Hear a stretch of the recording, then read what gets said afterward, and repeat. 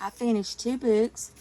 The Black Dahlia by William J. Mann, Murder, Monsters, and Madness in Mid-Century Hollywood. I gave it 4.5 stars, and I read it on Libby. And I saw this guy give an interview on YouTube, and I've always read a lot about the Black Dahlia, so I thought I would read it. The Black Dahlia was Elizabeth Short. She was a girl from Massachusetts who moved to California to be with her dad, and she ended up not living with her dad, and she just moved in with different people that she met, and she worked here and there occasionally, but not very much. And she just walked the streets and window shopped and went into local bars and just walked and explored her area. She was 22, and she was murdered in 1947 in Los Angeles, and it's one of the most famous murders and one of the most famous unsolved murders. She was called the Black Dahlia in newspaper reports, and it stuck. It became associated with her. People have forgotten her name, but everybody remembers the Black Dahlia. She was murdered, drained of blood, cut in half, and she had a I don't know what they call it, but where they cut from the corner of the mouth to the ears on both sides, and they call it a Joker smile. But anyway, they did that to her, and nobody really knows why that they did that to her. She was posed in and left in a vacant lot, and there are many theories on who killed her. This author goes into detail about her and her life and the people that she knew and suspects, and he gives you the reasons why he thinks these people did it, or why he thinks these people didn't do it, or why these people may have done it, not that they did it. And who in her life could have been a suspect, My conclusion is that he was a complete stranger who crossed paths with Elizabeth Short in the days and hours before they killed her. And I kind of think that's the conclusion that he came to without outright stating it, because the strongest suspect was a guy that she lived with for a while in a totally platonic relationship, and they couldn't prove it was him, and they finally decided it wasn't. And then one of her boyfriends that she dated for like a month, but they really couldn't prove it was him either. If they had left it in the original homicide detective and his partner, it may have been solved, because he was dedicated to trying to find out who killed her, and it haunted and upset him, these two detectives, their whole life. But there was so much politicking going on, and back then the journalists were all involved, and they moved it to the case to the gangster squad, and they were just hot-handed guys that didn't really want to listen to anybody and just went off on these tangents of who killed her. And anyway, if they'd have left it in the original detective's hands, it may have been solved.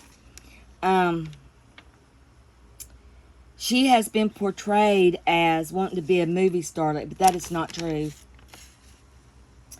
She has been portrayed as a prostitute or with loose, promiscuous values and a promiscuous girl, and that also is not true. They don't think she had sex with hardly any people, any men, but she just liked to explore the streets and walk, and so they thought she, was a bad girl. But it was not true. There were too many people and journalists involved in this case. It was just like a zoo. And that was not a good thing. The detectives really wanted justice for Elizabeth and her family, but they still have not proven who did it. I recommend this book. You learn more about Elizabeth, her life, and the people that she knew, the people in her life, and theories about what happened. But I recommend it. It was really good. I gave it 4.5 stars. excuse me. Then I read The Last Outlaws, The Desperate Final Days of the Dalton Gang by Tom Clavin. It's the first Tom Clavin I've read, but I've heard a lot about this author. And the Dalton Gang was 3 brothers and other people that came and went with the gang. They started out as horse thieves, and they kept getting caught anyway. They became bank robbers and train robbers. This is a well-researched book, easy to follow, easy to keep up with who's who, and they were one of the last outlaw bands. They started as clumsy, awkward, comedic cast of outlaws, but they soon learned from their mistakes and their experience. One Dalton brother started out as a deputy marshal, and he kept trying to get his brothers involved in the law, and they worked on and off as deputies and stuff, but the pay was low, and they decided that it just wasn't worth the pay. So they became bank robbers. That brother was eventually killed at 28, I think it was, that trying to arrest somebody, and his partner left to get help, thinking he was dead, and then he wasn't, and they finished killing him. And while I was reading this, there was a guy in the book called Daniel Perry Maples, and I'm a Maples. My dad's the Maples. And I know a lot of my family went to move to Arkansas and Kansas and Oklahoma area from Sevierville back in the 1800s. And I got to researching, and his great-great-grandfather and my great-great-great-grandfather were brothers. So I was a little excited that I was related to this man. He had a really good law career as a deputy marshal, but he was eventually killed too. In an ambush, I think, if I remember correctly. All the brothers, except for one, and the gang was killed at Coffeyville, Kansas, when they tried to rob 2 banks at the same time, and they were recognized.